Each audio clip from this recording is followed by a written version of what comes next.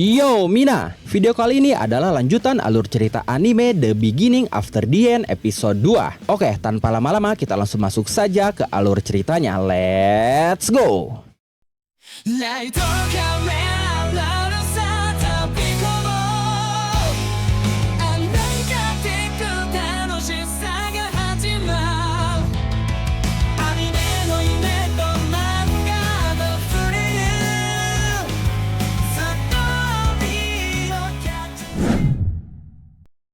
Setelah berhasil mewujudkan inti mananya atau mendapatkan kebangkitannya, kedua orang tua Arthur mulai menyadari bakatnya. Akhirnya Arthur didukung penuh oleh ayah dan ibunya. Ibunya mengajari dia cara menulis dan membaca. Lalu dia mempelajari dasar manipulasi mana dan augmentation dari ayahnya. Karena saat itu tubuhnya masih sangat kecil untuk bertarung. Jadi Arthur pun dilatih fisiknya. Tidak lama dari itu, ayahnya akhirnya memutuskan bahwa Arthur boleh berlatih dengan pedang kayu yang ayahnya berikan saat ulang tahun Arthur yang ketiga. Ayahnya selalu memberikan instruksi untuk menyelaraskan aliran mana dengan nafasnya. Karena inti mana adalah organ lain sama seperti jantung dan paru-paru. Tapi saat itu Arthur terlihat heran. Bukan karena dia tidak mengerti instruksinya. Dia sangat mengerti. Tapi dia berpikir apakah kebanyakan anak seusianya akan mengerti juga dengan instruksi yang abstrak seperti itu. Kemudian latihan pun dimulai. Dia fokus bersiap menyerang ayahnya menggunakan pedang kayu. Tapi ayahnya berhasil menahan tebasan Arthur hanya dengan sebuah ranting. Berapa kali pun Arthur menyerang, tidak ada satupun yang berhasil. Arthur cukup kesulitan dan kecewa karena saat itu ayahnya pasti tidak akan membiarkannya untuk istirahat hingga dia berhasil, dan Arthur hanya punya waktu hingga makan malam. Setelah itu Arthur kembali berkonsentrasi untuk menyelaraskan mana di tubuhnya, lalu menyerang ayahnya, dan kali ini tebasan pedang kayunya berhasil mematahkan ranting milik ayahnya yang kemungkinan sudah diperkuat oleh mana. Ayahnya cukup terkejut melihatnya, sedangkan Arthur langsung meminta izin untuk belajar. Dia pun masuk ke kamar dan mulai bermeditasi. Di dunianya saat ini, kekuatan diukur berdasarkan warna inti mana. Inti mana dimulai dengan warna hitam, karena darah tubuh dan kotoran lainnya bercampur dengan partikel mana yang membentuk inti mana. Inti mana menjadi lebih murni karena kotorannya disaring dari waktu ke waktu. Urutannya adalah sebagai berikut: hitam, merah, jingga, kuning, perak, dan putih. Setiap tahap dibagi menjadi 3 warna, yaitu gelap, solid, dan terang. Semakin terang inti mana, semakin murni dan semakin besar kekuatan yang dimilikinya. Kemudian saat dia fokus bermeditasi, ibunya berteriak karena sudah waktunya makan malam, dan itu membuat Arthur kesal. Bahkan saat makan pun Arthur terlihat masih kesal. Kemudian ayahnya berpikir untuk memberi Arthur guru sesungguhnya di kota, tapi ibunya tidak setuju karena dia tidak ingin anaknya meninggalkan rumah menuju kota yang jaraknya sangat jauh. Tapi menurut ayahnya, Sirius bukanlah sekedar kota. Di sana dia akan meminta teman-temannya untuk menjaga Arthur. Perdebatan mereka berdua pun terus berlanjut hingga akhirnya mereka memutuskan untuk bertanya langsung kepada Arthur, apakah Arthur mau pergi ke kota untuk mendapatkan guru sesungguhnya. Arthur cukup terkejut. Orang tuanya meminta keputusan kepada anak berusia 4 tahun, karena itu seharusnya terlalu rumit untuk anak-anak lain seusianya. Tapi saat itu Arthur berkata, bisakah ayah dan ibu juga pergi dan bertemu guru bersama-sama? Ayah dan ibunya termenung mendengar jawaban Arthur. Arthur panik. Dia berpikir apakah kalimatnya terlalu rumit bagi anak seusianya. Tapi setelah itu orang tuanya tertawa, karena bahkan mereka tidak pernah berpikir mereka semua akan pergi bersama-sama. Ibunya merasa tenang jika dia ikut bersama Arthur saat bertemu dengan gurunya. Setelah itu ayahnya memutuskan akan pergi ke kota Sirius bersama-sama. Tapi saat itu Arthur terkejut karena orang tuanya sudah bersiap untuk melakukan perjalanan selama 3 minggu. Di malam harinya, Arthur mencoba mencari informasi tentang kota Sirius di buku, tapi belum sempat menemukan informasi. Ibunya datang mengambil buku itu dan memintanya untuk segera tidur karena mereka akan berangkat pagi hari. Tapi ibunya menyuruh Arthur untuk membawa beberapa buku dalam perjalanan besok. Sebelum tidur, Arthur sempat memikirkan tentang The Twin Horns, sebuah party yang ada di sekitarnya. Bahkan party itu menolong mereka untuk memperbaiki rumah. Dari sana, Arthur mendengar bahwa sebuah party selalu terdiri dari 2 conjurer dan 3 augmenter, dan hal itu akan membantu masalah apapun yang mungkin mereka hadapi. Arthur sangat bersemangat karena pada akhirnya dia akan pindah dari kota kecil yang tenang untuk melihat seperti apa dunia yang sesungguhnya. Esok hari pun tiba. Mereka bertiga akhirnya akhirnya bersiap untuk berangkat menuju kota Sirus. Tapi saat itu ternyata teman-teman party ayahnya ikut bergabung untuk membantu mereka dalam perjalanan yang panjang itu. Ayahnya langsung memperkenalkan Arthur kepada temannya itu. Dengan membungkukkan badannya, Arthur memperkenalkan diri sebagai Arthur Lewin, dan dia berterima kasih kepada teman ayahnya itu karena mau menemani mereka menuju kota Sirus. Teman ayahnya yang bernama Adam Krantz, seorang augmenter dengan spesialisasi tombak, sangat kagum dengan sopan santun Arthur. Dia mengusap kepala Arthur sambil berkata, "Apa kau yakin Ray adalah ayahmu, nak?" Lalu teman ayahnya yang lain yang bernama Angela Rose, seorang conjurer dengan spesialisasi sihir angin, langsung menarik dan memeluk Arthur. Dia meminta Arthur untuk bersyukur karena Arthur lebih mirip ibunya. Di tengah Arthur yang tidak bisa bernafas karena dipeluk Angela, teman ayahnya yang bernama Darden Walker, seorang conjurer juga dengan spesialisasi sihir tanah, langsung mengangkat Arthur. Tubuh dia sangat besar. Awalnya Arthur ketakutan, tapi ternyata dia sangat ramah. Dia meletakkan Arthur kembali ke tanah. Keramahannya itu seperti seorang anjing peliharaan, dan itu membuat Arthur tersenyum. Tapi saat itu, Arthur melihat teman ayahnya yang lain yang terlihat menyendiri dan menjauh dari mereka. Dia adalah seorang wanita bernama Jasmine Flamesworth, seorang augmenter dengan spesialisasi belati ganda. Arthur cukup keheranan karena Jasmine justru menjauh dan berbeda dengan sikap teman ayahnya yang lain. Lalu muncul teman ayahnya yang lain menghampiri Arthur. Dia seorang wanita bernama Helen Sard, seorang augmenter dengan spesialisasi sihir panahan.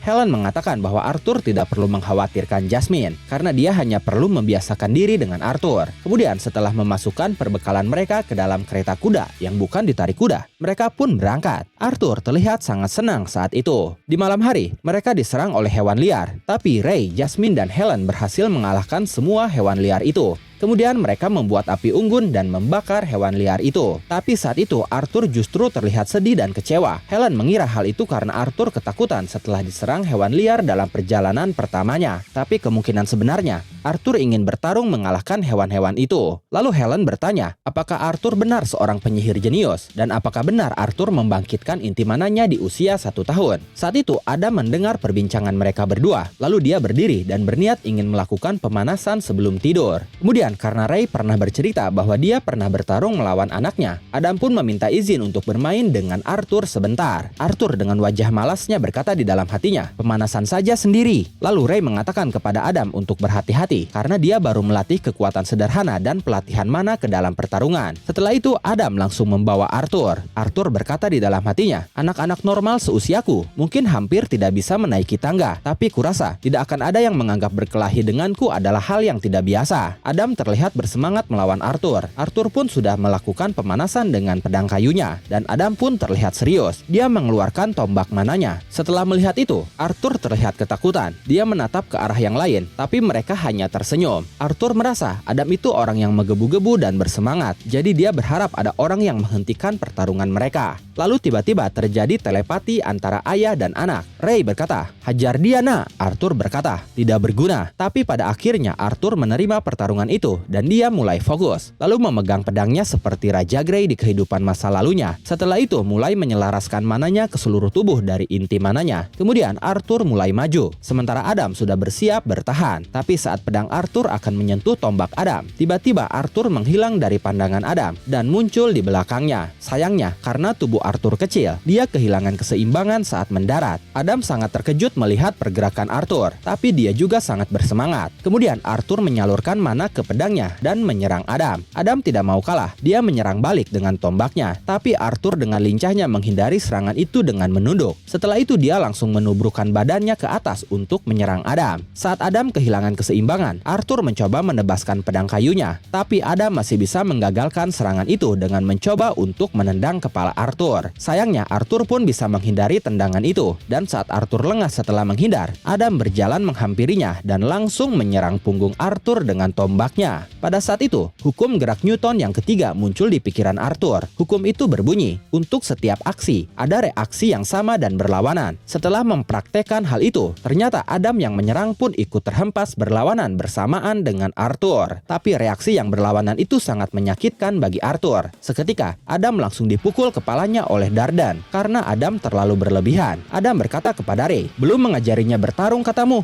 Astaga, latihan mengerikan apa yang kau berikan kepadanya hingga bisa bisa menciptakan monster kecil itu. Ray menggaruk pipinya sambil berkata, aku tidak mengajarinya hal itu. Sementara Alice langsung menghampiri Arthur dan menyembuhkannya sambil menanyakan, apakah hal tadi yang Arthur sebut belajar? Dengan panik Arthur menjawab, ya, aku mempelajarinya dari melihat ayah dan membaca beberapa buku. Adam berkata, buku katamu? Terserahlah, tapi kau masih harus mengajariku beberapa teknik gerakanmu tadi. Arthur sempat berpikir lalu berkata, jadi kalian hanya perlu menyilangkan kaki belakang kalian di atas kaki depan kalian dan kemudian menendang dengan mana sambil membiarkan tubuh kalian hampir terjatuh. Sebelum Arthur selesai menjelaskannya, Jasmine mencobanya tapi justru terjatuh. Begitupun dengan Adam, dia justru menabrak pohon dan kepalanya masuk ke dalam pohon.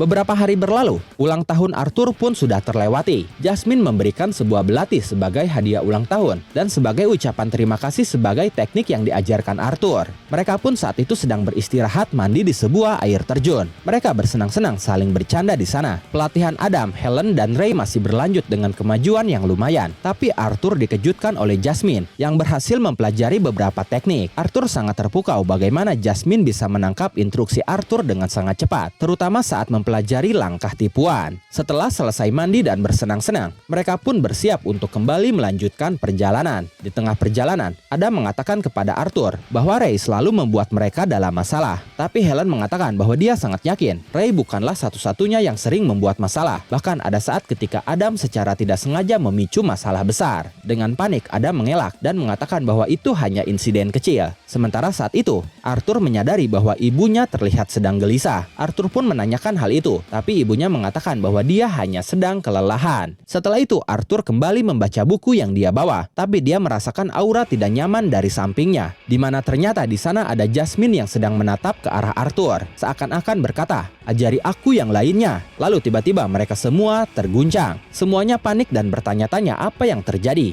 Helen berteriak, itu bandit! Lalu Angela langsung bersiap menggunakan sihir anginnya. Dia meminta semuanya untuk berkumpul dan mengikuti instruksinya. Saat serangan panah datang ke arah mereka, sihir angin Angela menghempaskan anak panah itu. Jasmine berhasil bertahan dan bersiap untuk bertarung. Begitupun dengan Ray yang berhasil menangkap salah satu panah. Darden pun sama, mulai mengambil senjatanya. Tidak terkecuali Adam sudah siap dengan tombaknya. Arthur sendiri dilindungi oleh Alice ibunya. Sementara Helen yang berada di atas kereta terkena panah di pahanya yang langsung dia patahkan. Tapi panah itu tidak berpengaruh apapun kepadanya karena saat itu Helen langsung melompat dan melepaskan anak panahnya ke arah musuh. Hanya saja Arthur menyadari situasinya benar-benar gawat karena mereka terkepung dari segala arah. Para bandit memanah mereka dari atas tebing yang tinggi. Bahkan ada yang bersembunyi di rumput untuk menyergap mereka. Pemimpin bandit itu berkata, tangkapan bagus, biarkan hanya wanita dan anak-anak yang hidup dan cobalah untuk tidak meninggalkan bekas luka karena barang yang rusak hanya akan dijual dengan harga lebih rendah.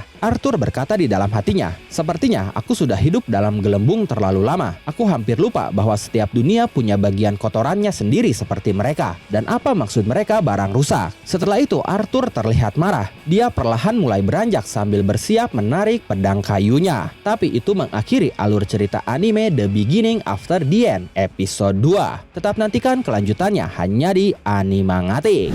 Animangati, アニメの魔法一緒に乗ろう漫画のページがめくれて生き生きと旅に参加して私たちと共に